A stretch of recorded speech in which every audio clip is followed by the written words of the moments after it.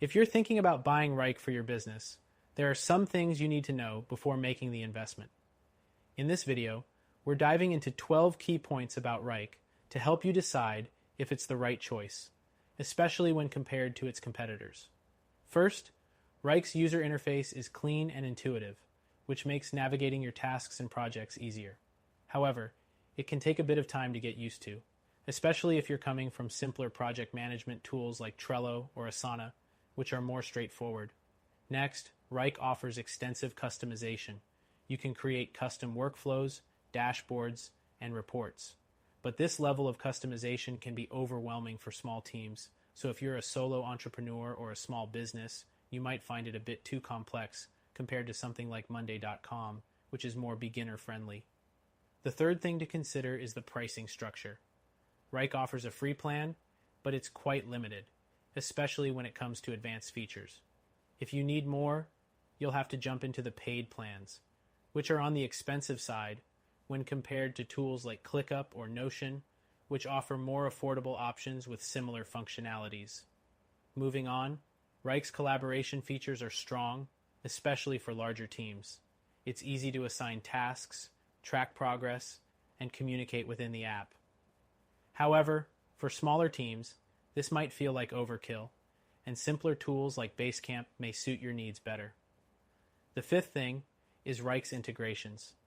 It offers a wide range of third-party integrations like Google Drive, Salesforce, and Slack. But keep in mind, some of the integrations come only with the higher tier plans, so make sure you're ready to pay extra for full access. Next, Wrike has great time tracking features that allow you to monitor your team's productivity and project deadlines. However, tools like Toggle or Harvest might be a better fit if your primary need is simple and efficient time tracking without all the extra project management features. The seventh point is Wrike's mobile app. It's functional, but not as smooth or intuitive as some competitors like Trello or Asana. If you're frequently on the go, you might want to test the app first to see if it meets your needs. The eighth thing to mention is its learning curve. Wrike can be complex to learn, especially for users who are not familiar with project management tools. If you want something that's easier to get started with, tools like Todoist or ClickUp might be more beginner-friendly. Next, Wrike's customer support is solid, offering live chat, phone support, and a knowledge base. But there have been complaints about slow response times, especially during peak hours, which is something to consider when compared to the more responsive support teams of other tools like Monday.com. The 10th point is the ability to scale.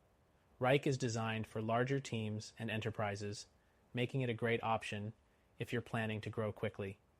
But if you're a smaller business or freelancer, it might be overkill for your needs. The 11th thing to keep in mind is Wrike's security. It offers enterprise-level security features, including data encryption and compliance with GDPR and HIPAA. However, other competitors like Monday.com also offer similar security features, so this might not be a deal breaker for everyone. Finally, Wrike is great if you're managing complex projects with multiple stakeholders, but if your needs are simpler, you might find it overwhelming compared to lighter options like Notion or Trello. To wrap up, Wrike is a powerful project management tool with a lot of customization and features, making it a solid option for larger teams and businesses. However, if you're looking for something more affordable or easier to use, you might want to check out our recommended solution. You can try it for free and see if it's the better fit for your business.